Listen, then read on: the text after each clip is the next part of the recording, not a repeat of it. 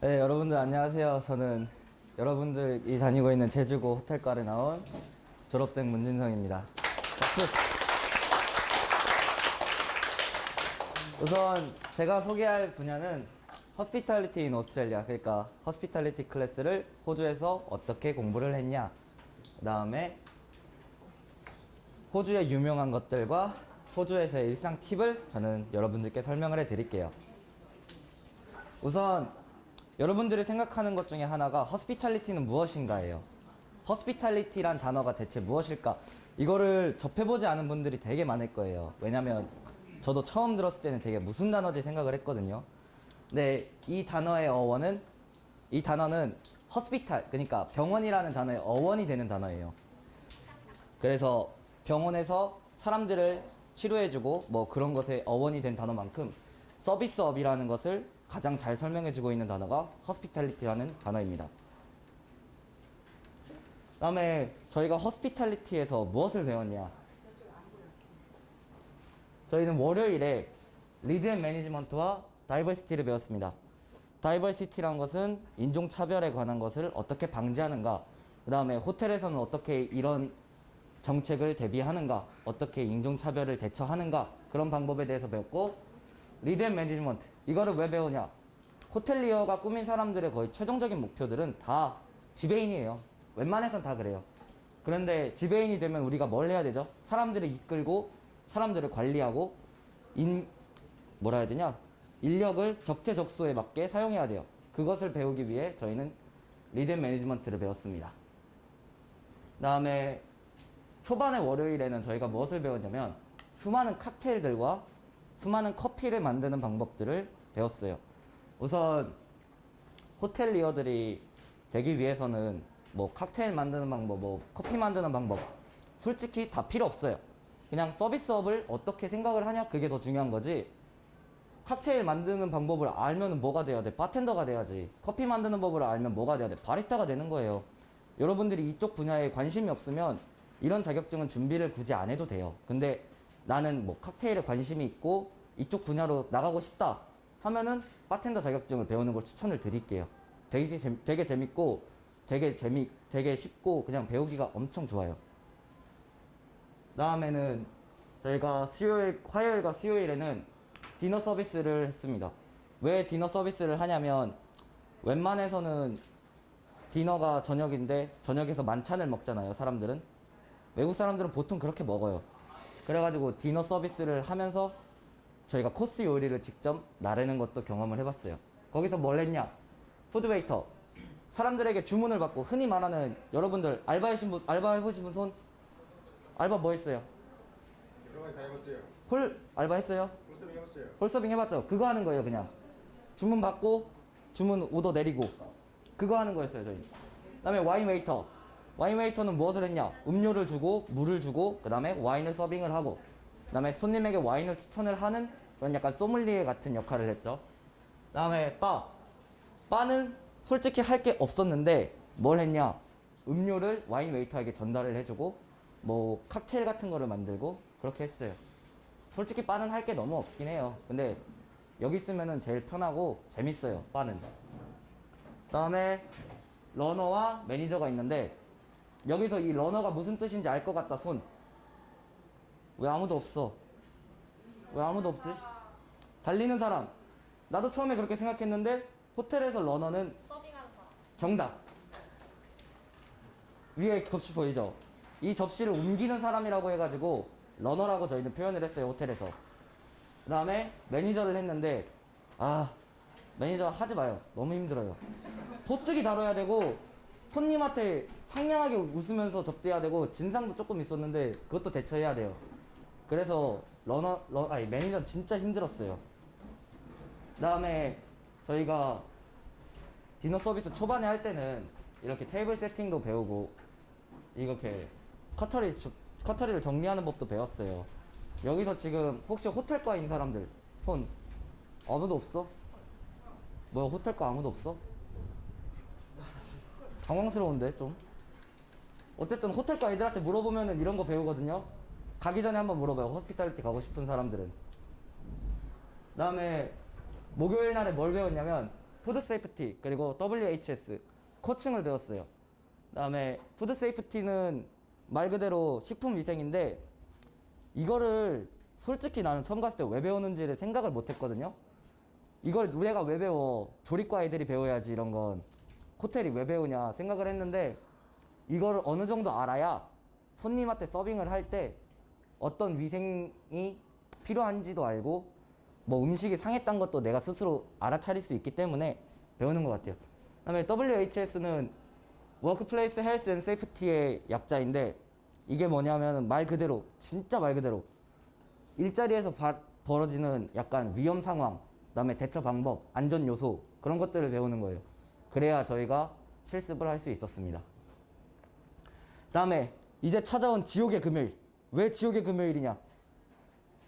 Financial Information and Handling Budget.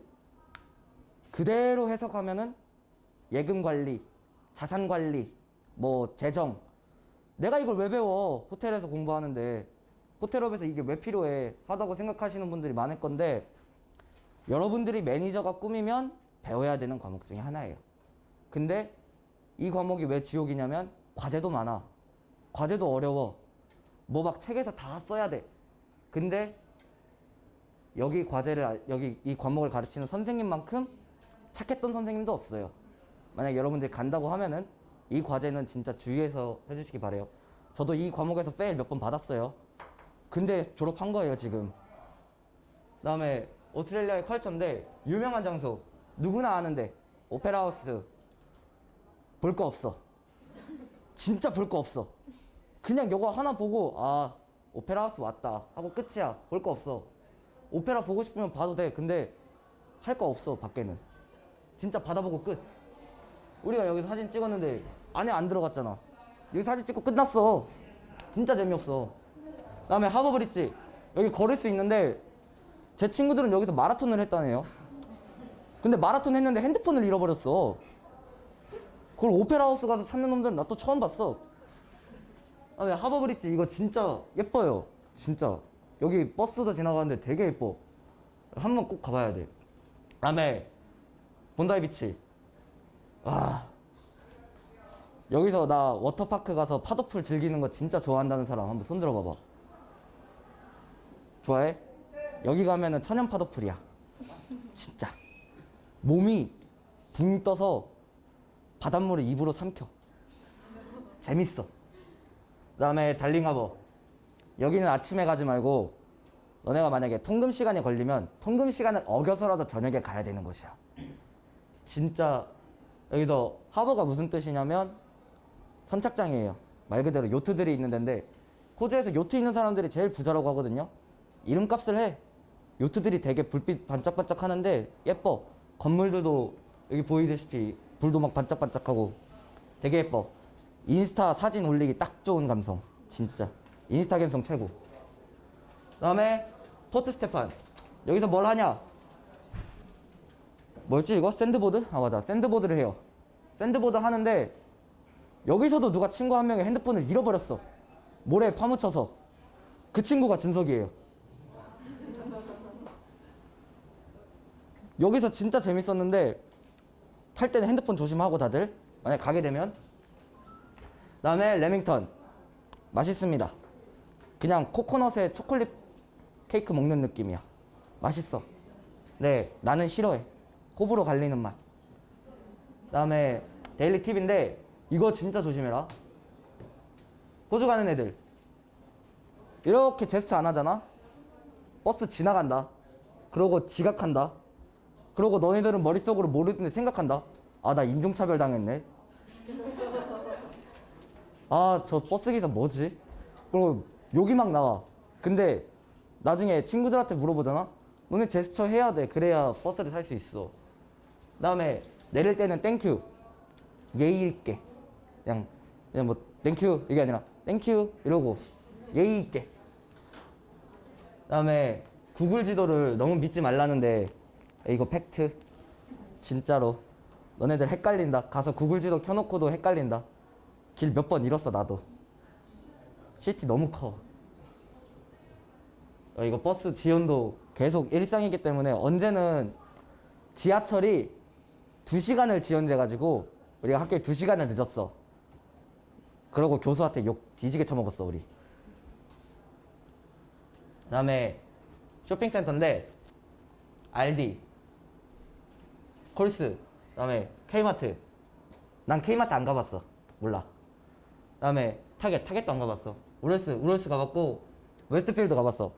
우럴스 싼 거 되게 많아요. 여기 할인 진짜 많이 해. 막 반값 할인도 막 하고 엄청 많이 해. 신라면도 여기서 팔아. 한인마트 갈 필요 없어. 신라면 여기서 팔아. 여기가 더 싸. 그다음에 웨스트필드, 여긴 종합 쇼핑센터. 가면은 사고 싶은 거 다 있으니까, 웨스트필드 안에 우럴스도 있고 뭐 다 있으니까 여기 가는 게 더 나아요. 그다음에 그 후인데, 그 후는 우리 준석이가 나 대신 설명을 해줄 거야. 나 지쳐가지고.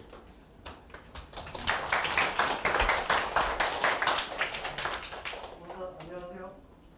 제 이름은 김준석이라고, 그리고 작년에 제주고 건강근린장학과를 졸업했고, 지금은 현재 저는 그랜드아트 드림타워 시금요 부서 프론트 오피스 2개 부서를 봐서 2개 다 합격을 해서 이제 프론트 오피스에서 일할 계획이고요.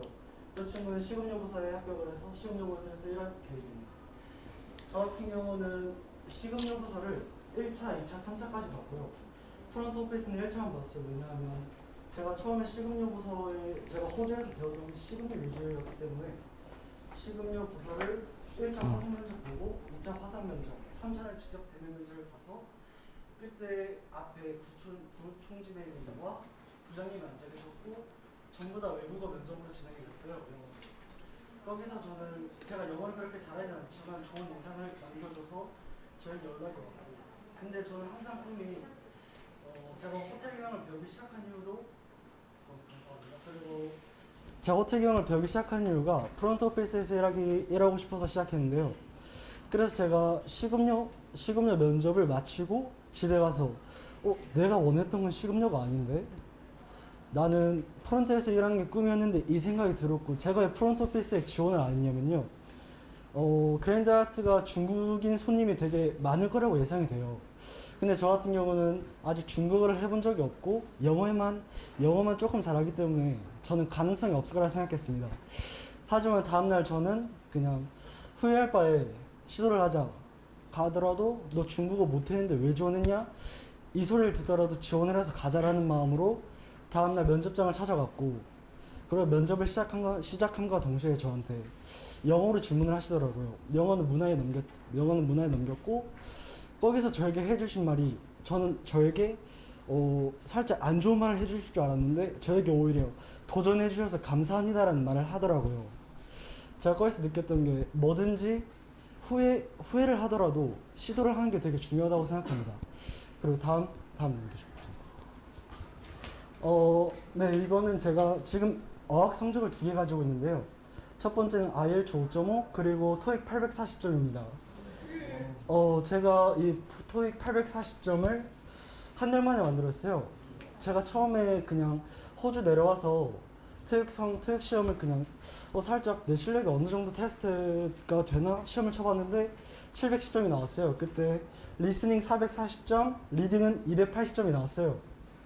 근데 여기 보면 지금 리딩 점수가 거의 리스닝을 따라가려 말락하죠. 왜 그랬냐면 저는 제 단점을 잘 알고 있었기 때문입니다. 많은 사람들이 장점을 극대화시키는가 아니면 단점을 극대화시키는가, 뭐가 더 중요하냐고 말을 하냐면, 저는 오히려 단점을 극대화시켜서 그거를 장점으로 만드는 게 훨씬 더 좋다고 생각이 들어서 저는 한 달 동안 독서실에서 살면서 리딩 쪽으로 많이 공부했고요. 단어 같은 경우는 하루에 100개씩 한 달 동안 꾸준히 했었습니다. 그래서 제가 토익 시험을 쳤을 때 모르는 어휘 딱 하나밖에 없었습니다. 그래서 지금은 현재 이렇게 카투사가 혹시 카투사 아시는 분 계신가요? 여기서? 카투사가 주한미국 부대에 소속되어 있는 한국 군인인데 토익 점수 780점이 필요해요. 근데 저 같은 경우는 이제 840점이라는 성적을 얻고 카투사에도 지원을 할 수 있게 되었고, 그리고 많은 대학교에서도 어학특기자라는 게 있어요. 만약에 호주를 갔다 와서 다음에 대학교를 가고 싶다 하면 저처럼 토익 시험을 봐서 그때 어학특기자로 넣으셔도 됩니다. 그리고 제가 하고 싶은 말은 제가 여러분들께 해드리고 싶은 말은 뭐냐면 저는 중학교 때 운동선수였습니다. 저는 영어를 ABC도 솔직히 몰랐어요 그때. 왜냐면 저는 영어보다는 오히려 메달을 따는 데 훨씬 더 중요했기 때문이죠. 근데 어느 순간 저는 공부를 하고 싶은 거예요. 그래서 제 내신이 90%였는데 제가 77%를 올려서 제주고를 왔어요. 근데 솔직히 그때도 공부는 잘하지 않았지만 그리고 나서 저기 뒤에 계시는 문진아 선생님이 저에게 영어를 추천해 주시더라고요. 그때 IELTS 프로그램. 근데 저는 그때 영어 아예 할 줄도 몰랐으니까 처음에 저 혼자 문법책이랑 단어책을 사서 공부를 하기 시작했고 하루에 최소 6시간, 7시간은 저 혼자 공부했었던 것 같아요. 저는 영어 공부를 17살 때 시작했어요. 지금 한 3년 전? 3년 전에 시작했는데 뭐든지 시작하기에는 늦지 않았나라고 생각합니다. 저는 이제 중국어를 공부할 계획이고 나중에 호텔 지배인이 돼서 명성 있는 호텔에서 근무하는 게 제 꿈입니다. 감사합니다.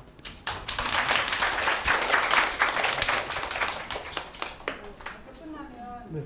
저기 질문지 나오면 질문 받아서 대답해 주세요. 아, 네. 자, 우리 이제 졸업한 선배 먼저 발표 끝나면 다음 재학생 할 거거든요. 마이크는 우리 박수 한번 더 주세요. 다음 HSK의 우리 3학년 박정훈하고 안성정 순서로 나와주세요.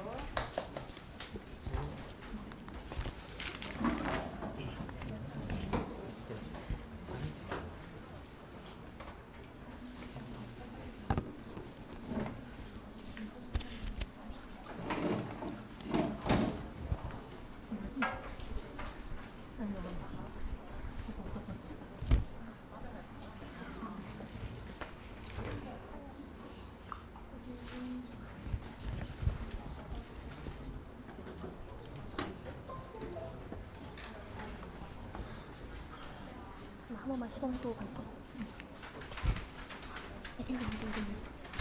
내가 아까 준 게 뭐야? 자기 소개하고 우리 마스크 안 낀 학생 혹시 마스크 없어? 네. 잠깐 기다려봐. 한번 만들어 볼게.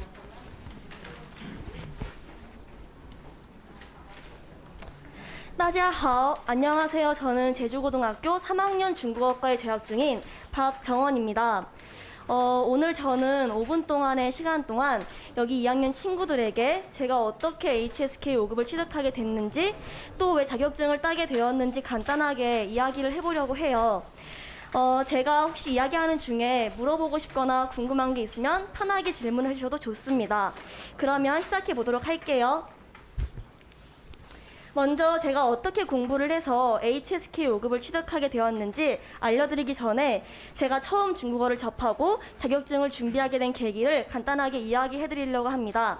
처음 제가 제주고등학교 중국어과에 들어올 때는 좀 믿기지 않으시겠지만 저는 한자를 아예 몰랐어요.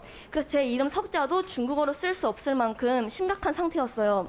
그래서 제가 아는 건 단지 이 큰 대자랑 작은 소자, 저 이거 두 개만 알고 진짜 중국어과에 입학을 했습니다. 그런데 어떻게 이랬던 제가 중국어 자격증 HSK 5급을 따게 되었는지 오늘 알려드리려고 해요.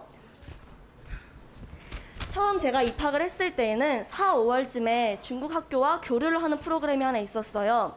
그래서 저는 새로 접하는 중국 학교는 어떤 모습일지 너무 궁금해갖고 면접을 통해서 질문에 답을 한 뒤 통과를 한 덕분에 고1 때 중국에 처음 가게 되었습니다.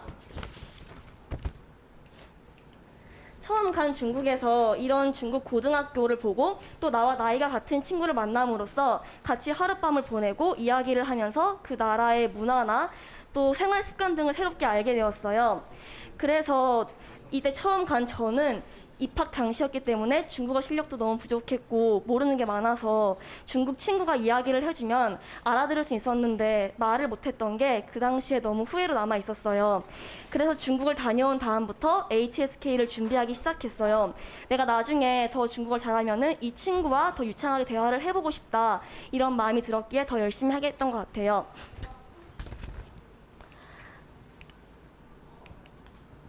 저는 물론 HSK를 높은 급수를 한 번에 따는 것도 괜찮다고 생각은 해요.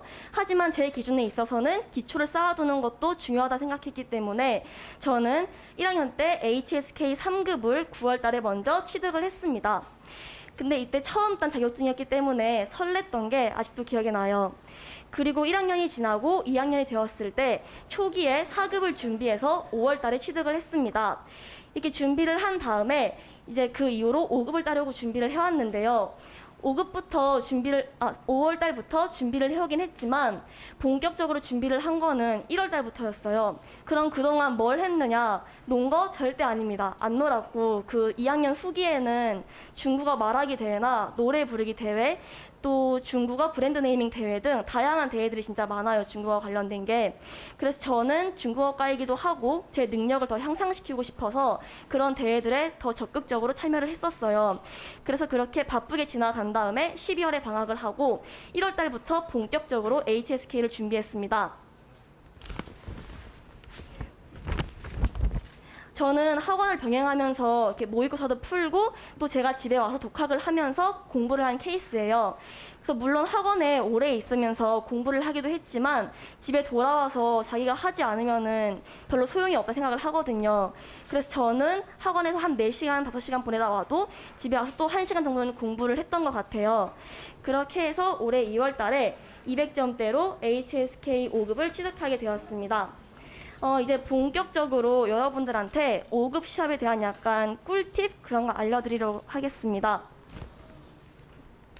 먼저 HSK는 구성이 총 3분야로 되어 있어요. 혹시 그거 아시는 분 있나요? 그거 맞히면 제가 선물 드릴게요. 뭐 있나요? 하나 더. 맞아요. 이렇게 3개로 구성되어 있다는 거 다들 아실 거예요.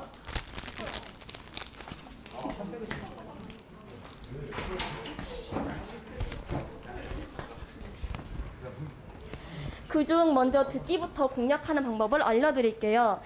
듣기 공략법은 저는 인터넷에서 모의고사를 푸는 편이에요. 그래서 듣기는 틀린 부분을 또 한 번 들어보고 그 다음에 도저히 안 들린다 싶을 때에는 그 듣기에 나오는 대본 같은 게 있어요. 그럼 그 대본을 먼저 해석을 해본 다음에 또 한 번 들어봅니다. 이게 좀 번거로운 방법이긴 한데 실제로는 많이 도움이 됐던 편이에요. 그리고 독해는 총 1, 2, 3분으로 나뉘어져 있는데 처음에 이게 독해 1부분이에요. 이렇게 빈칸이 뚫려 있고 여기에 단어를 넣는 문제인데 솔직히 이 부분에서는 여기 있는 단어들을 조금은 알아야지만 풀 수 있는 문제거든요. 그래서 만약에 내가 이 단어를 모르겠다 하시면은 그냥 깔끔하게 포기하시고 넘어가시는 거 추천드립니다. 왜냐하면 여기서 시간 낭비하게 되면은 뒤에 더 풀 수 있는 문제들도 있는데 괜히 시간만 낭비하게 되니까 적어도 10분에서 15분 안에 여기 문제는 다 끝내고 넘어가셔야 돼요. 그리고 남아있는 게 이 독해 2부분하고 독해 3부분이에요. 독해 2부분은 약간 이런 형식으로 나오고 3부분은 이렇게 긴 이야기 형식으로 나오게 돼요. 그럼 순서대로 2부분을 풀고 3부분을 넘어가는 방법도 있긴 있어요. 저도 해봤기야 아는데 2부분을 풀고 3부분을 넘어오면은 시간이 얼마 안 남았을 때 이 3부분의 긴 문장을 보면은 진짜 보기 싫거든요. 그리고 나중에 봤을 때 시간도 막 촉박해지고 하니까 그냥 까만 건 글씨고 막 하얀 건 모니터고 별로 눈에 안 들어와요, 이런 글자들이. 그래서 저는 사실 HSK 5급을 2번 도전을 했어요. 2월 달에 땄긴 땄는데 고득점을 원했기 때문에 저번 주에 한 번 더 시험을 보고 왔어요. 그래서 그때는 이제 약간 내가 문제 푸는 순서를 바꿔봐야겠다 해갖고 독해 3부분부터 풀고 2부분을 넘어가는 방법을 택했어요. 근데 이렇게 해서 좋은 점은 3부분의 정답률이 확 올라갈 뿐만 아니라 그 시간적인 면에서도 좀 충분히 시간이 남기 때문에 5분에서 10분 정도는 남기고 그 남은 시간을 검토를 할 수 있을 만큼 시간이 많이 남았었어요. 그래서 저는 독해를 2부분을 풀고 3부분을 넘어가는 것도 좋지만 저처럼 이렇게 시간이 부족하다 싶으면은 3부분 풀고 2부분 넘어가서 여유롭게 푸시는 것도 추천드립니다. 그리고 마지막 남은 부분이 여기 쓰기 부분이에요. 사실 시험 점수를 확 올리고 싶다 하면은 이 쓰기 부분을 더 공략해보는 것도 나쁘지 않아요. 왜냐하면 이 쓰기 저기 첫 번째 저 부분이 문장 단어를 배열해서 문장을 만드는 건데 저게 한 문제당 100점이 5점이에요. 그러면은 듣기 2개를 맞춘 거나 독기 2개를 맞춘 거나 똑같은 효과가 나온단 말이에요. 그래서 저도 고득점을 원했기 때문에 이번에 시험을 준비할 때 여기 독해뿐만 아니라 쓰기를 좀 더 공략을 많이 했어요. 그래서 이건 제가 생각했던 HSK를 볼 때 꿀팁이었고, 제가 공부한 방식은 딱 2가지가 있었어요. 저는 버스를 많이 타고 다니는 편이었기 때문에 에어팟을 좀 많이 끼는 편인데, 시험이 한 2주 남았을 때부터는 HSK의 그 듣기 부분에 녹음이 있단 말이에요. 그럼 그거를 다운받아가지고 이제 귀에 꽂고 듣는데, 귀에서 이제 뭐라 떠들든 말든 그냥 틀어놓고 반복적으로 듣다 보니까 이제 그 중국 사람들의 억양이나 속도 같은 걸 적응이 돼갖고 실제로 모의고사를 봤을 때 70점에서 90점으로 올라가는 효과도 봤었어요. 그리고 2번째는 이 유튜브를 활용하는 건데, 요즘은 유튜브에 HSK 5급만 쳐도 되게 좋은 정보들이 많이 나오더라고요. 근데 제가 그중 추천하는 분은 여기 중국어 비법만 알려주는 성룡쌤이란 분이 있어요. 이렇게 되어 있는데, 저는 이분 강의를 시험이 일주일 남았을 때 들었어요. 제가 쓰기가 많이 약해갖고 이분 강의를 들으면서 봤는데 여기서 몰랐던 그 배열도 많이 배우고 도움이 많이 됐어요. 그래서 집에서 공부가 너무 하기 싫거나 책상에 앉아있기 싫은 날은 이렇게 유튜브를 보는 것도 나쁘지 않다 생각을 합니다. 제가 이분이 어떻게 해야지만 제가 HSK 5급을 딴 비결이나 팁을 여러분들한테 좀 기억에 남게, 또 어떤 방식으로 제 생각을 전달해야 할지 고민을 좀 많이 했어요. 그래서 제 사례나 경험을 이야기해주면 좋을 것 같아서 이야기해봤습니다. 그리고 최근에 아까 알려드린 이 분이 했던 말이 있어요. 그 말은 바로 이게 꽁푸 부후 요신런이라는 문장이에요. 이게 바로 노력은 사람을 배신하지 않는다는 속담처럼 여러분들도 할 수 있을 거라 저는 확신을 합니다. 아까 이 문장 뜻 아는 사람 혹시 기억하시는 분 있나요? 노력은 사람을 대신하지 않는다. 좋습니다. 그래서 제가 준비한 내용은 여기까지입니다. 감사합니다.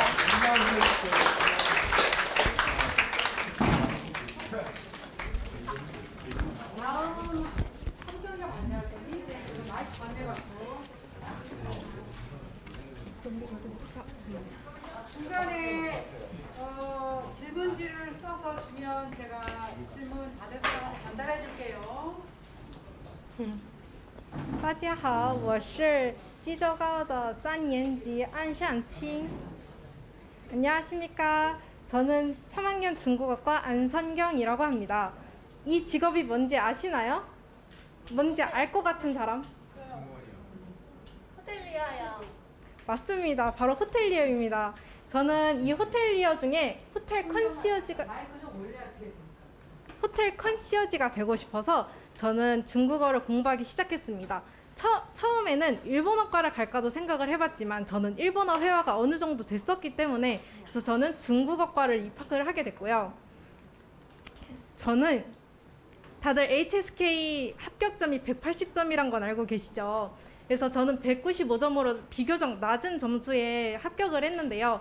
그래도 저는 이 점수에 정말로 만족을 했습니다. 왜냐하면 저는 1학년 때 3급 과정을 학원에서 배웠지만 2학년 때부터 저 혼자 공부를 했기 때문이에요.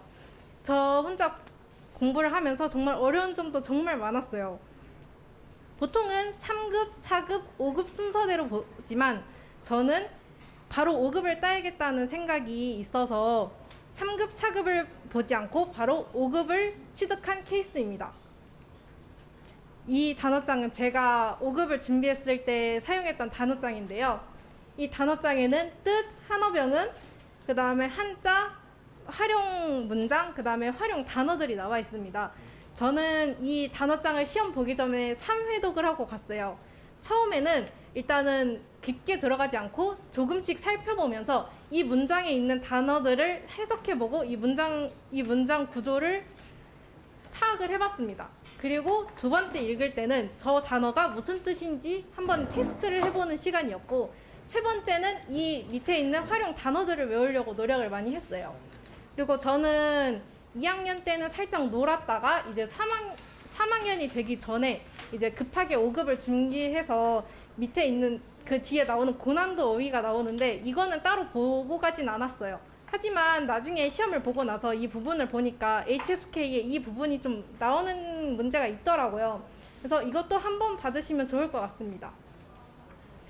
자, 저희가 단어를 외웠던 방법인데요. 이거는 저희 외국 원어민 선생님이 추천해 주셨던 방법인데 저 앞에 있는 단어들이 공통점이 다 있죠. 저 밑줄 친 단어가 이제 고기라는 단어예요. 그래서 거기 뒤에 어떤 문자가 왔을 때 이제 단어가 형성이 되는데 모두 다 신체에 관련된 단어들만 나와 있어요. 그래서 저게 들어간 한자는 신체에 관련된 것이라고 유추해 볼 수 있겠죠. 이렇게 외우게 되면 이제 시험에 딱 나와서 모르는 단어가 나왔을 때 그럴 때는 이제 쉽게 단어를 유추해 낼 수 있는 거죠. 이거는 제가 중국어를 공부했을 때 사용했던 문제집입니다. 정말 수가 많죠.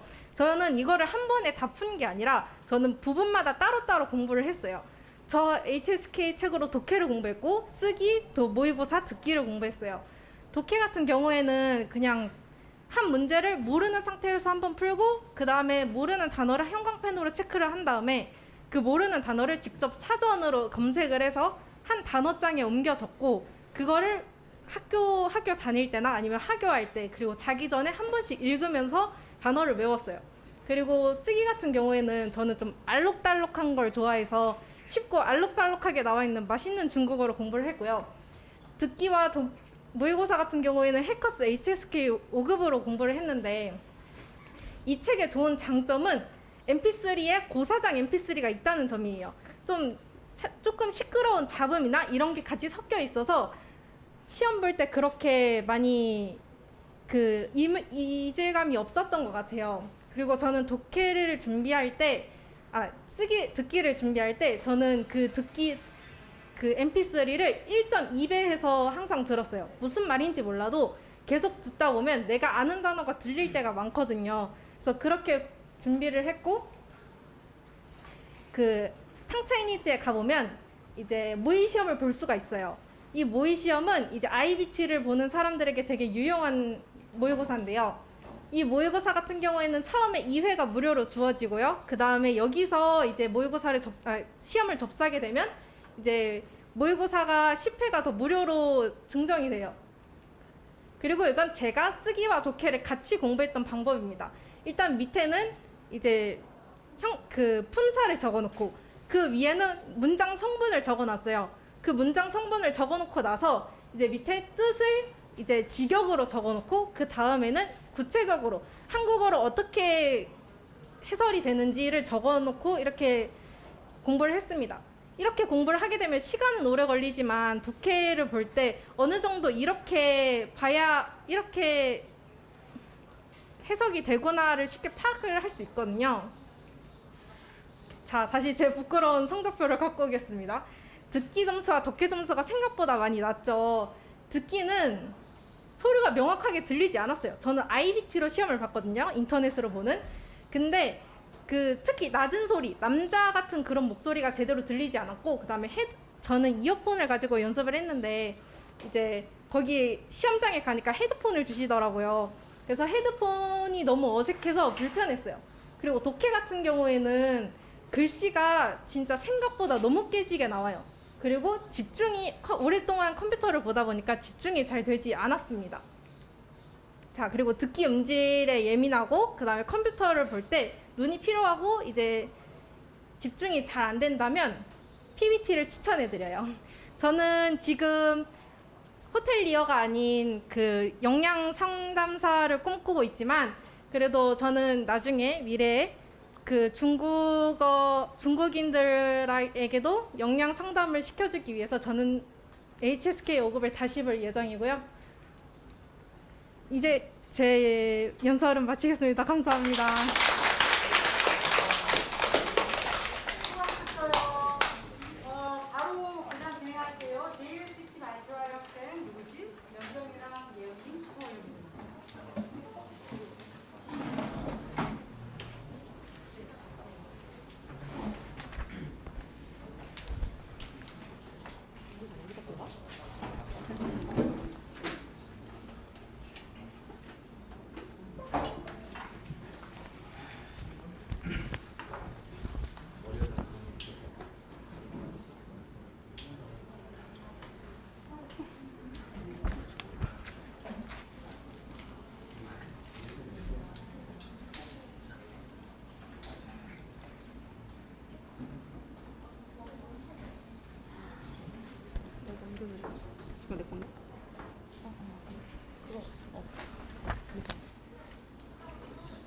띄워줘.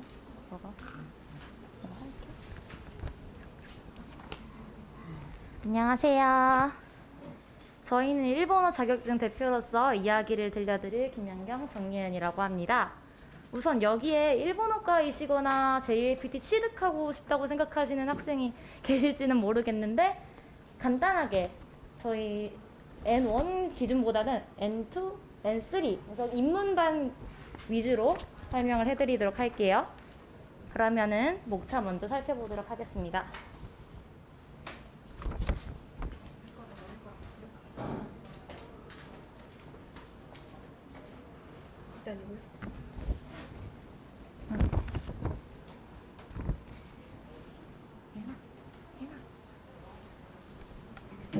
내가 먼저 봐. 자, 첫 번째로 JLPT란, 두 번째로 저희들의 이야기, 세 번째로 어떻게 따야 되는지, 네 번째로는 왜 따야 하는지에 대해서 이야기해 볼게요.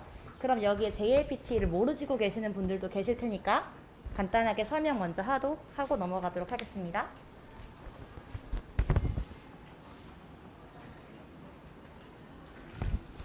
우선 간략하게 JLPT에 대해서 짚고 넘어가도록 하겠습니다.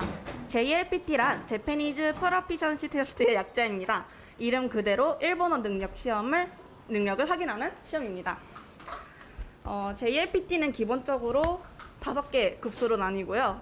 중국어의 HSK가 5급이 제일 높은 거라면 일본어 JLPT는 5급이 제일 낮습니다. 1급이 제일 높아요.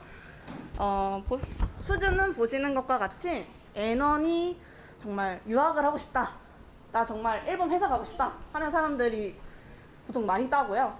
뭐 그냥 나 적절하게 책 읽고 싶다, 뭐 하고 싶다 하는 분들이 N2, 그리고 그냥 나 일본어 좀 건드려봤어 하는 사람들은 보통 N3를 따고 있고요. 사실 실질적으로 N4랑 N5는 보지 않습니다. 너무 레벨이 낮기 때문에 이렇게 되어 있고요. JLPT는 시험 횟수가 무척 적어요. 1년에 딱 2번밖에 없어요.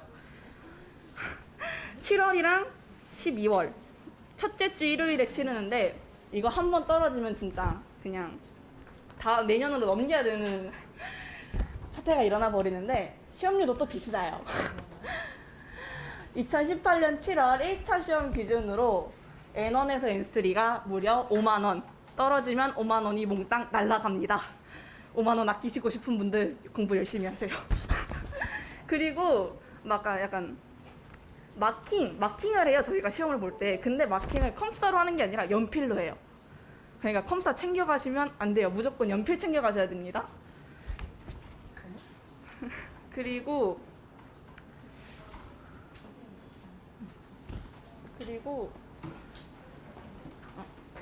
JLPT도 아까 중국어처럼 과목이 나누어져 있는데 총 2가지예요. 두 가지예요. 두 가지는 아니지만 언어 지식이랑 독해를 1교시에 보고 청해를 2교시에 보는 형식인데 당연히 레벨이 올라갈수록 시험 시간은 길어지고 난이도는 어려워집니다. 이건 이 정도만 아시면 될 것 같아요.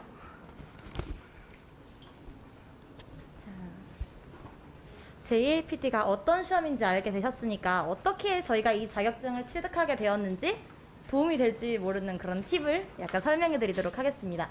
저희는 일단 기본적으로 1학년 때 일본어 공부를 처음 시작했어요. 기존부터 일본어에 대해 관심이 있어서 많이 들어왔고 많이 말했지만 쓰거나 읽는 거는 진짜 젬병이었어요. 아무것도 못했어요. 그래서 처음 배울 땐 저희도 당연히 어려웠습니다.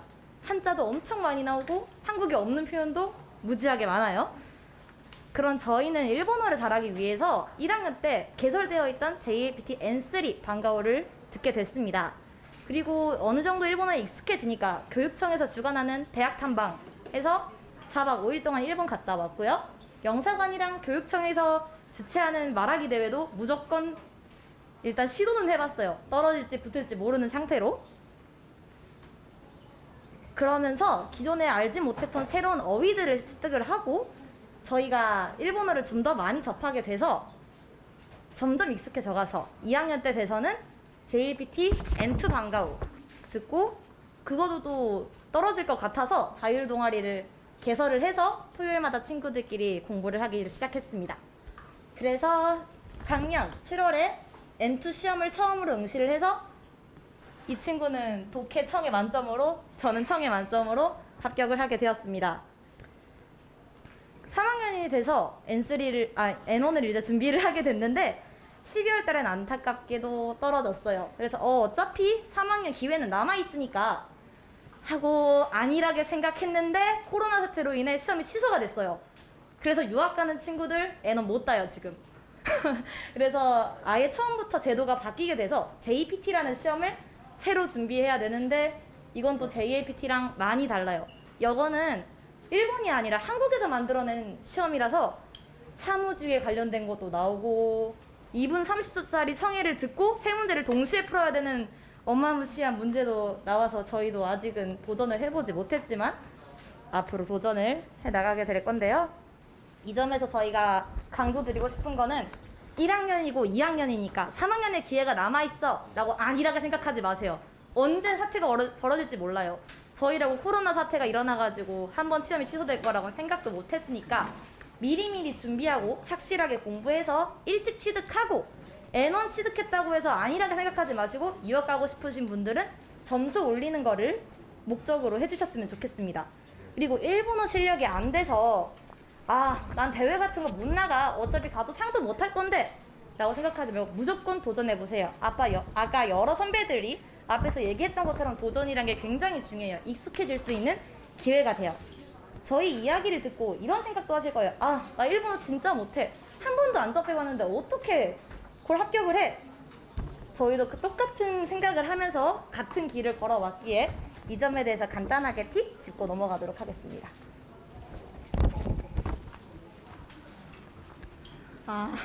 솔직히 한자 많이들 어려워하시지 않습니까?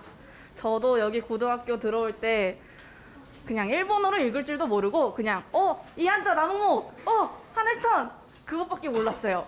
그걸로 시작했어요. 근데 솔직히 자격증 따려면 외워야 되잖아요. 근데 아까 중국어 HSK 발표하신 분들도 그렇고 선배들 말씀하신 것도 그렇고 너무 세상에 너무 열심히 외우셨어. 단어 막 쓰시면서 외우신 것 같은데 저랑은 안 맞더라고요, 그 방법. 너무 힘들었어요. 그냥 주구장창 외워야 되는 게 머리 들어오지도 않고 그냥 팔만 아프고 내가 지금 뭘 쓰고 있는 건지 아무것도 할 수가 없더라고요. 근데 일단은 해야 되니까 좀 방법을 찾아본 결과 저는 평소에 일본 노래를 정말 많이 들어요. K-팝 요즘 유행하는 노래 몰라요. 일본 노래밖에 안 들어왔어요. 근데 제가 항상 일본 노래를 들을 때 그냥 따라 부르려고 맨날 한국어로 일본어 발음 적어놓은 거 읽고 막 그렇게 했었는데 이거를 조금 다르게 이용하면은 잘 되지 않을까 해서 한 방법이 노래를 들으면서 일본어로만 적힌 가사를 봐요. 그 한자 위에 히라가나 안 적혀 있는 걸로 봐요. 그렇게 들으면서 말하면서 눈으로 봐요. 그러면은 한자도 눈에 익혀지고요. 문법도 살짝은 알아져요, 실제로. 왜냐하면 일본인들이 실제 쓰는 말들 노래에 들어가 있으니까. 그리고 청해가 돼요. 그냥 솔직히 이 방법 정말 추천드립니다. 그냥 일본어 실력 올리고 싶은 분들, 어휘력 낮으신 분들 그냥 저 이걸로 진짜 어휘력 올렸거든요. 어휘력 올리고 청의력 올리고 정말 많이 했고 친구들한테도 많이 추천한 방법이에요. 효과는 못 본 것 같지만 열심히 해야 돼요. 그렇게 했기 때문에 물론 근데 처음부터 무작정 모르는 일본 노래 갖다가 틀어놓고 일본어로 된 한자만 적힌 막 그 가사를 보면은 감도 안 잡히잖아요. 귀에 안 들어오고 처음은 일단 보세요. 한국어 발음이랑 한국어 가사 해석이랑 그냥 다 보세요. 그래서 한 두세 번 들으시고 그 다음부터 한국어를 보지 마세요. 그럼 들려요. 이제 아까 이거 뜻 이거였어. 이거 아까 발음 이거였는데 그 노래를 계속 반복해서 듣다 보면은 한자가 읽어지고 그 다음은 써져요. 굳이 외우려고 일일이 막 몇백 번 손 안 써도 그냥 나중에 이 한자 이렇게 생겼었어 하면서 써져요. 그러니까 저처럼 이거 일일이 못하겠다. 일일이 쓰면서 못하겠다. 나랑 너무 안 맞아. 공부 나랑 너무 안 맞아. 근데 나 공부는 해야 돼. 하시는 분들 이 방법 정말로 추천드리겠습니다. 자, 그러면 그 다음 제가 팁을 하나 알려드릴 건데요. 저는 이 친구랑 다르게 초등학교 때부터 한자를 배워왔던 케이스라서 그렇게 한자가 어렵지는 않았는데 대신 일본어 어휘 실력이 많이 안 좋았어요. 이 한자를 보고 한국어로 뜻은 아는데 읽지도 못해. 히라가나로 문법이 적혀있으면 그거 뜻도 몰라.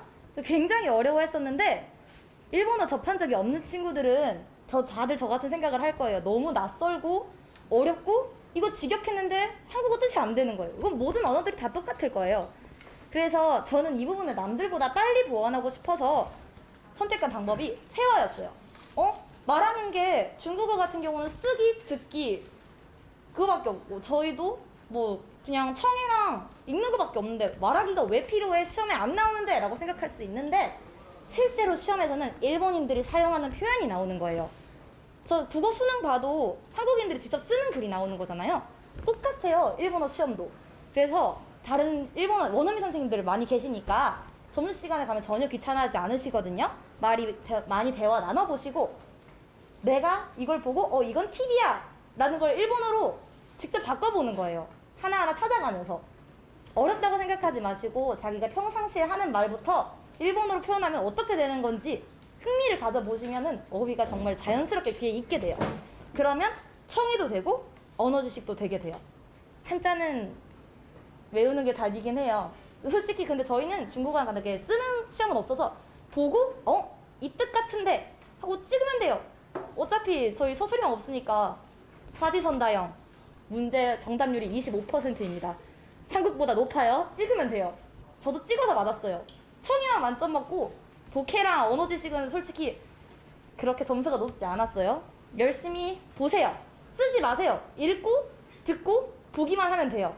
그러면은 자연스럽게 딸 수 있게 돼요. 너무 어렵게 생각하지 마세요.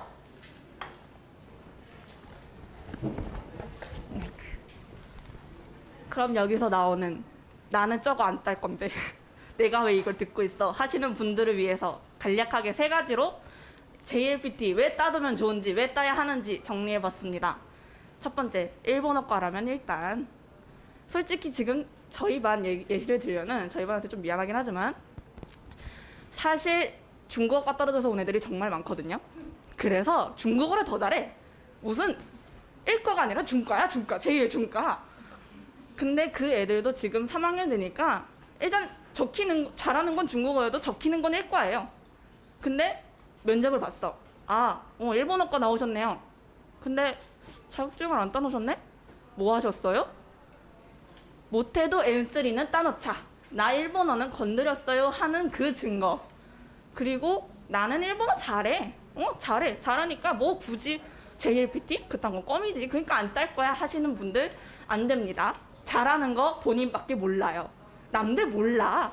그 면접관들이 일본어 실력이 얼마나 좋은지 얼마나 떨어지는지 몰라요.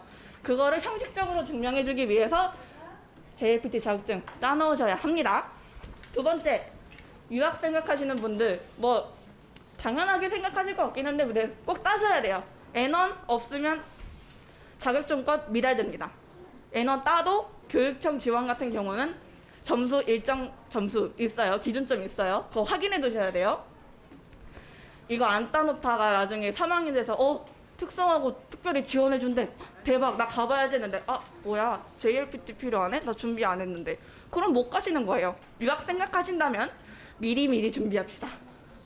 그리고 나 1과 아니야. 유학 생각도 안 하고 일본에서 취직할 생각도 없어. 그러니까 안 따도 되겠네.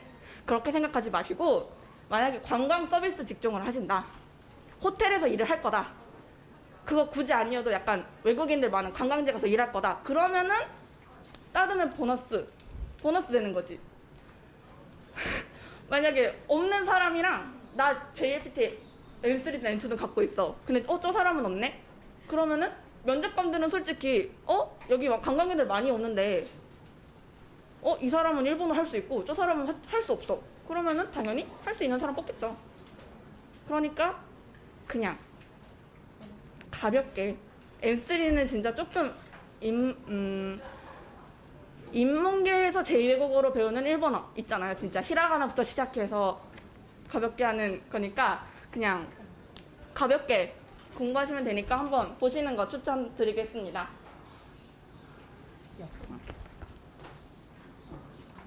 이상입니다. 감사합니다.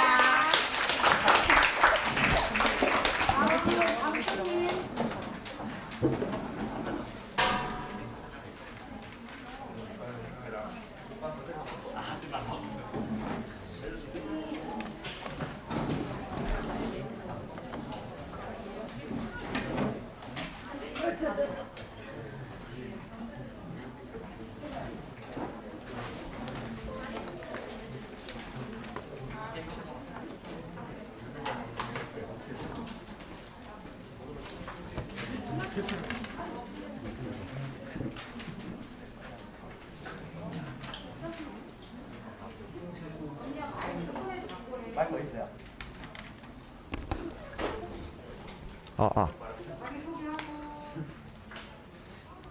안녕하십니까. 전 3학년 영어과 고관이라고 하고요.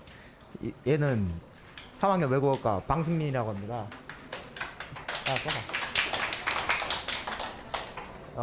저희가 오늘 발표할 거는 IELTS에 대한 건데요. 솔직히 PPT 준비를 못 해왔기 때문에 말로 하겠습니다.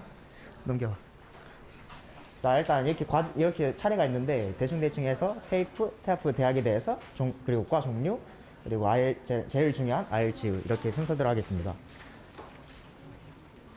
저 들어가기 전에 질문이 있습니다. 질문하십시오. IELTS를 보게 된 계기가 뭔가요? 저는 솔직히 말하면 외국어과도 이거 그냥 들어갈 데가 없어서 들어가게 된 건데요. 이렇게 하니까 저희의 옛날 선생님인 한송이 선생님이 인생 그렇게 살 거면 차라리 IELTS라는 거 한번 해봐가지고 그냥 호주 6개월 갔다 와서 그걸 베이스로 삼아서 해보라 해서 그거 안 믿었지만 그 취업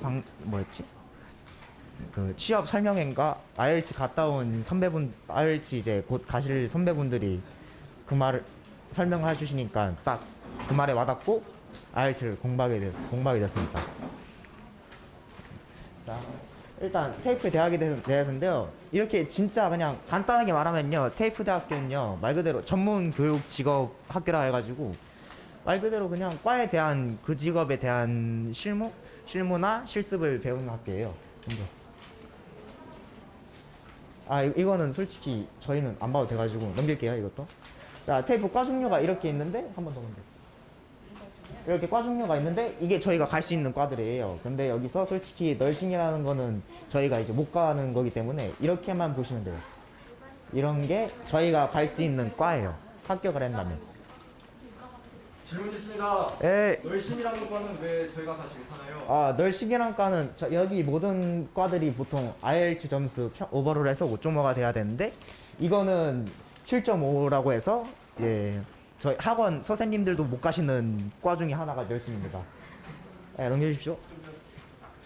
자, IELTS에 대해서인데요. 이거 IELTS가 간단하게 말해서는 그냥 4가지 시험을 다 종합해서 해서 결국에 자기 영어 실력을 딱 이렇게 말씀해준 IELTS라는 딱 그런 겁니다. 자, 시험 보는 게 딱 4가지가 있는데요. 이거 4가지 중에서 자신이 못하는 거 있고 자신이 잘하는 게 있어요. 근데 이거 일단 IELTS가 라이팅 4가 있는데 라이팅, 리딩, 리스닝, 스피킹이 있는데요. 라이팅에 그냥 말 그대로 에세이 2개를 적는 거예요.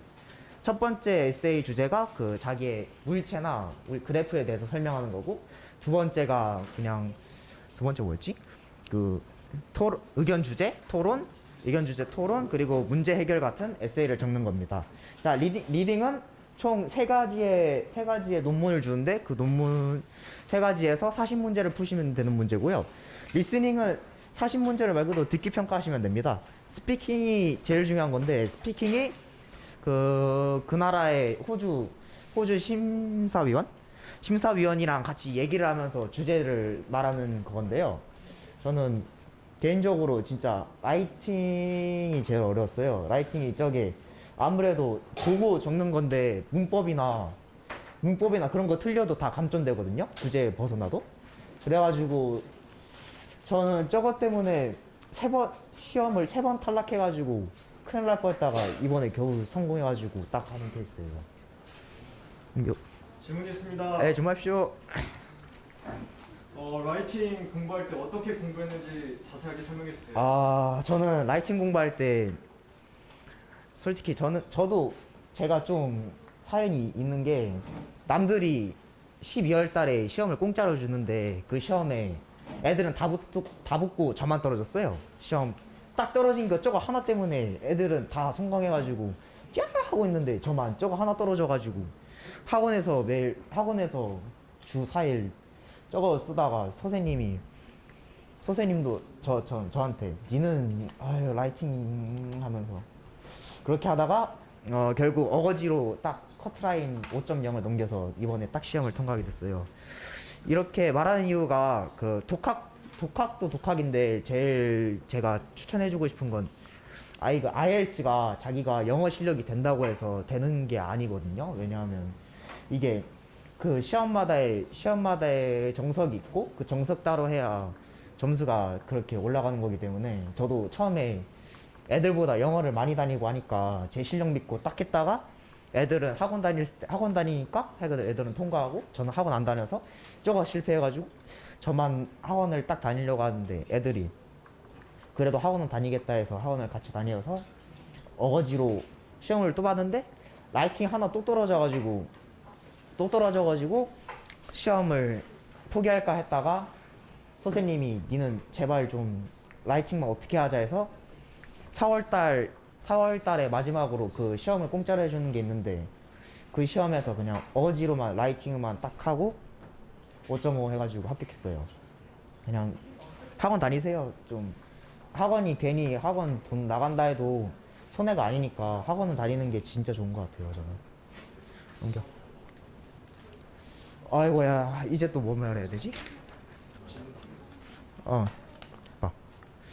혹시 뭐라 했지? 그 팁이 이거는 나중에 하고 제가 이제 IELTS 시험 볼 때 팁을 알려줄 건데요. 일단 제일 중요한 게 스피킹이거든요. 다른 거는 리딩이나 리스닝은 보고 풀면 되는데 스피킹은 자기의 그 생각을 그대로 말해야 되는 거거든요. 그래서 이제 스피킹 쪽에 대해서 제가 말을 해줄 건데 일단 무조건 그 상대가 심사위원이 다 호주 쪽에서 심사위원이거든요. 그래서 원어민이라서 막 자신감 때문에 사람들이 말을 못하는 경우가 많아요. 그 말 못하는 것도 감점돼요. 그거 그냥 말 소리가 이렇게 하는 거 감점되고요. 그럴 바엔 그냥 차라리 자신감 있게 말하세요. 그냥 말을 못해도 자신감이 있어야 일단 그것 때문에 제가 붙었다는 요인 중 하나거든요. 자신감 하나 있어가지고. 그리고 그리고 IELTS 유튜브 보시면 스피킹 영상이 있거든요. 그 스피킹 영상이 5.0이랑 6.0 점수가 있는데 그거 보시면 차이가 진짜 나요. 왜냐하면 6.0 때는 이제부터 거기 쪽에 정석이라 해야 되나? 정석 쪽으로 말하는 거기 때문에 자기가 스피킹이 딸린다 하시면 유튜브 보시면서 이 사람이 어떻게 말씀하시는지 딱 그것만 캐치하면 돼요. 그러면 진짜 5.5나 5.0 그냥 가뿐히 넘으니까 막 그렇게 상심하지 말고. 또 라이팅 경우에는 일단 문법이나 해봐? 어휘? 무조건 아셔야 돼요. 그것도 원래 타스크 1이라고 해서 문제 하나 보고 푸는 거 150자 이상으로 해야 되고 적어도 150자로 해야 되고 또 자기의 생각을 적어가지고 논문을 에세이 적는 게 250자 이상부터 해요. 그래서 그것도 만약에 250자를 만약에 못한다 해도 감점이 되고 하니까 그걸 채우셔야 되는 문법 능력과 또 자기의 생각을 말할 수 있는 그런 창의력 그런 게 있어야 되고요.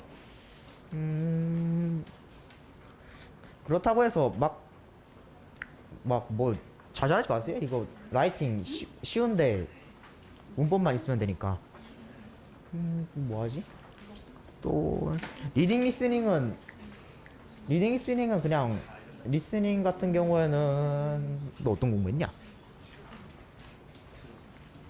네, 얘는 친구랑 계속 유튜브로 계속 리스닝 문제 계속 듣고 풀고 틀리면 그것도 왜 틀렸는지 계속 듣고 들릴 때까지 해서 5.5 맞았고 리딩은 솔직히 패시지 3까지 있는데 총 3개의 논문을 주거든요.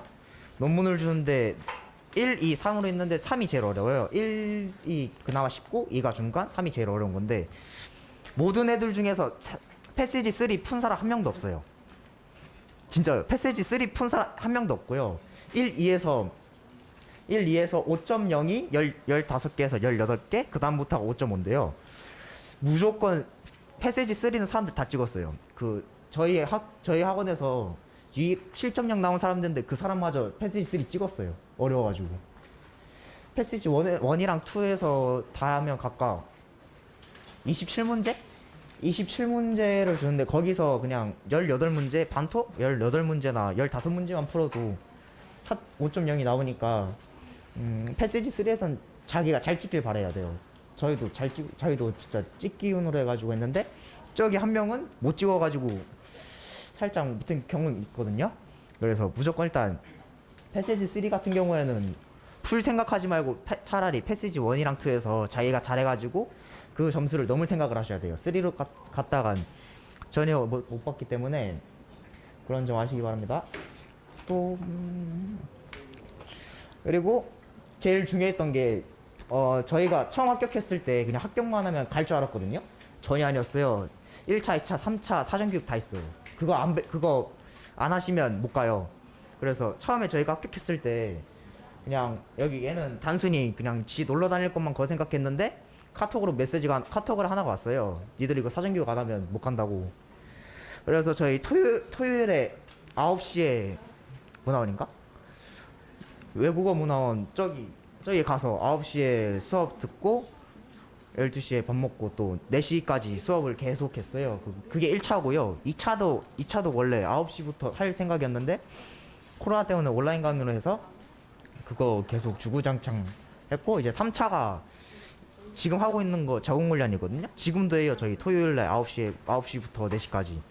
그래서 그거 솔직히 힘들어요. 그거 출석 안 하고 하면 좀 막 하고 하는데 출석만 잘하시면 출석만 잘하시면 가요.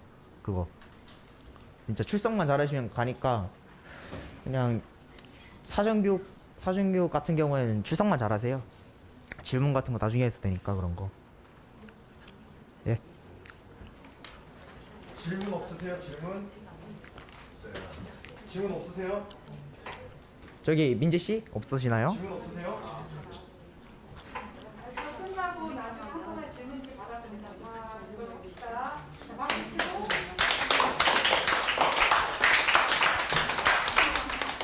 다음 민지 하늘이 나오고. 자, 질문지를 지금 써서 제출합니다. 그 사이에 질문지를 쓰지 않으면 링크로 한 문제라도 쓰시자. 장진이하고.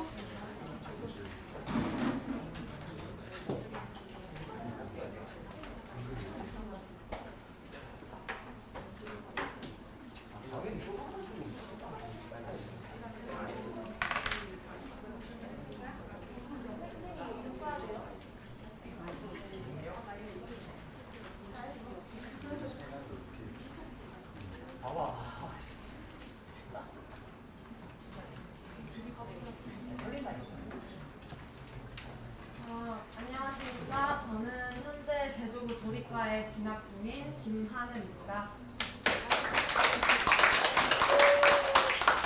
일단은 지금까지 많이 발표 듣고 마스크 끼고 다른 사람들의 발표 들어주시느라 힘들 것 같으신데 마지막으로 열심히 준비한 만큼 끝까지 잘 들어주셨으면 감사하겠습니다. 먼저 제가 오늘 준비한 발표 내용은 호주 테이프 진학 과정, 준비 과정에 대한 내용과 IH에 대한 간략한 설명을 담아보았습니다. 그럼 지금부터 저의 발표 시작하겠습니다.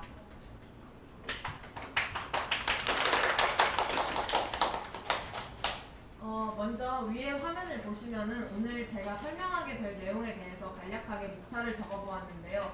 제가 발표를 이런 식으로 할 거라고 참고해 주시면 감사하겠습니다.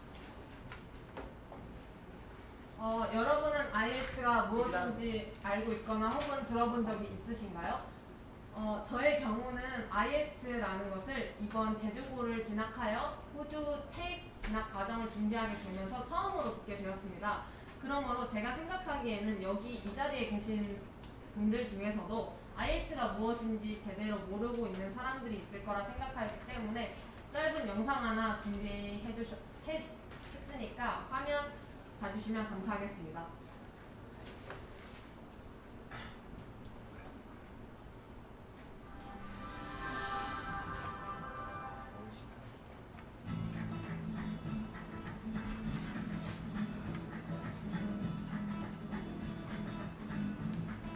My name is Nick Thomas and I'm the Country Director for the British Council in the Philippines.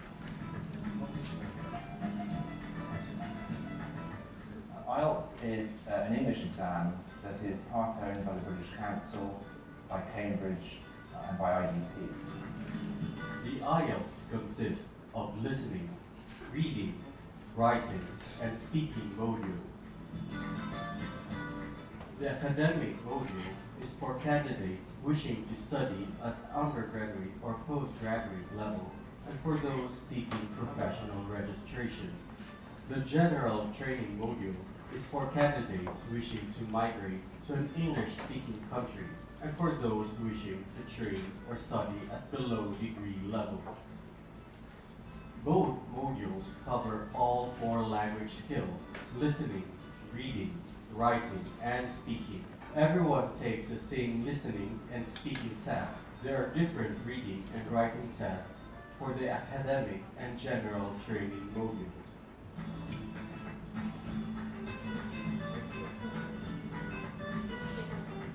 Lots of different organisations accept IELTS certification. Among them would be immigration authorities, but also education institutions around the world. And that includes the UK, Australia, Canada, New Zealand, but also the US. Well, first of all, it's a requirement for many academic courses in English-speaking countries. So a lot of people need to take IELTS in order to get admitted into a university course. But also, it's actually a very good way of assessing one's own English level, because you get a score from the exam that tells you really where your English level is at.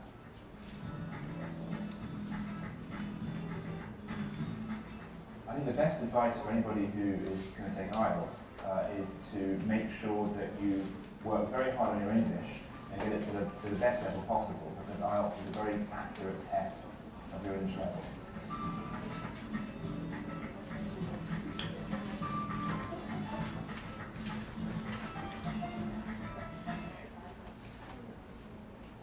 네, 방금 보셨던 영상과 같이 쉽게 말해서 IELTS는 영국식 영어 능력 시험을 말하는 것이며, 현재 전 세계에서 매년 220만 명 이상의 사람들이 지원하고 있는 것으로 보아 매우 유명한 시험인 것을 알 수 있습니다. 이처럼 IELTS 시험을 준비한다면 영국권 나라에 유학을 생각하고 있다면 좋은 시험이 될 것이라 생각합니다. 다음으로 제가 어떠한 이유로 호주 태입 6개월 과정을 선택하게 되었는지에 대한 간략한 설명을 해보도록 하겠습니다.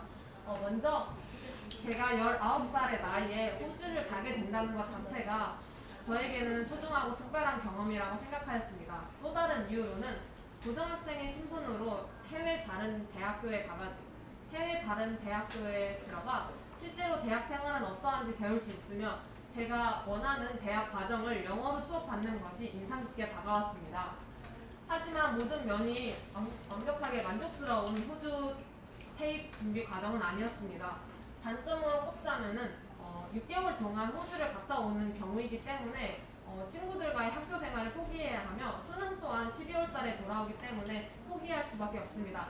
만약에 수능을 볼까 말까 고민을 하고 있는 학생들이 있다면 무조건 부모님이나 선생님과 충분한 상담 후에 호주를 가는 것을 선택하는 것을 권장드립니다. 다음으로 제가 호주 태입 진학을 위하여 IELTS 점수를 획득하기 위하여 어떤 노력 등을 하였는지에 대한 설명을 해보도록 하겠습니다. 먼저 저는 2019년 7월을 시작으로 IELTS 학원에 다니기 시작하였습니다. 그리고 난 뒤 12월에 학교에서 무료로 지원해주는 IELTS 시험을 신청하여서 제가 원하는 점수를 획득하였습니다. 저의 경우에는 운이 좋아 4개월이라는 짧은 시간에 IELTS 점수를 얻었지만, 사람마다 점수를 얻는 시간과 노력 등의 차이는 있으므로 저의 경우는 그냥 참고만 해주시면 감사하겠습니다. 다음으로 저는 방학 동안 학원에서 방학이나 쉬는 날 또는 공휴일 등 모든 날들을 IELTS를 하면서 시간을 투자해 왔습니다. 학교에서는 학교 방과후 수업을 참여하였으며, 교육청에서 주최해주는 대한 수업을 참여하기 위해서 방학 동안 놀거나 개인적으로 시간을 보내지 않고 오로지 IELTS로만 시간을 보내었습니다. 그리고 2020년 5월 16일에 교육청에서 주관해줬던 마지막 IELTS 시험을 끝으로 학교나 교육청에서 준비해주는 IELTS 교육 기간은 이러하였습니다. 다음으로 제가 IELTS 점수를 얻기 위하여 개인적으로 학교나 교육청이 아니라 스스로 노력했던 과정들과 그걸 어떻게 했는지에 대한 간략한 발명 방법들을 설명해 보도록 하겠습니다.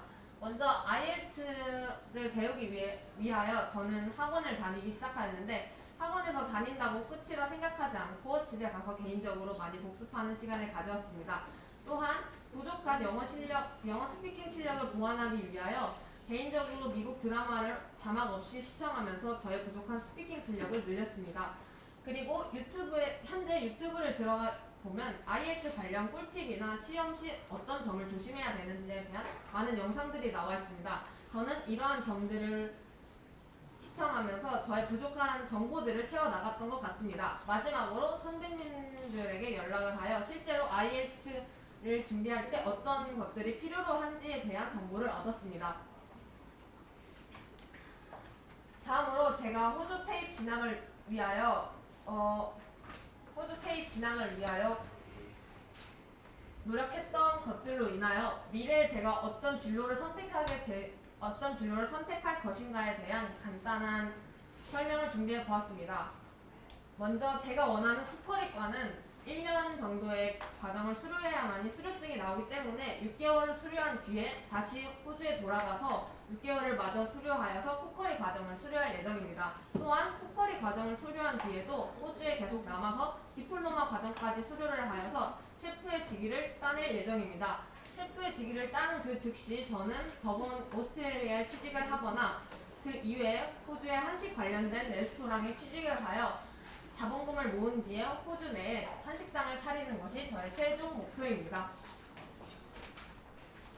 마지막으로 제가 여러분들이 제 발표를 들으면서 개인적으로 궁금할 것들에 대한 질문들을 예상해서 적어보았습니다.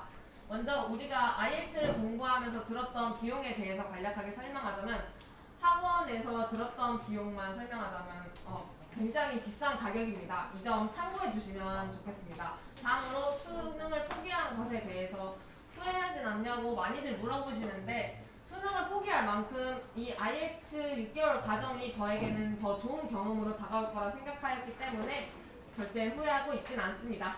다음으로 쿠커리 과정을 선택하는데 왜 디플로마 과정까지 가는지 물어보는 사람들이 많은데 디플로마 과정을 수료해야만이 호주 안에서 셰프라는 직위를 취득할 수 있기 때문에 저는 쿠커리가 아닌 셰프로 호주에서 일을 하고 싶기에 디플로마 과정까지 수료를 할 예정입니다.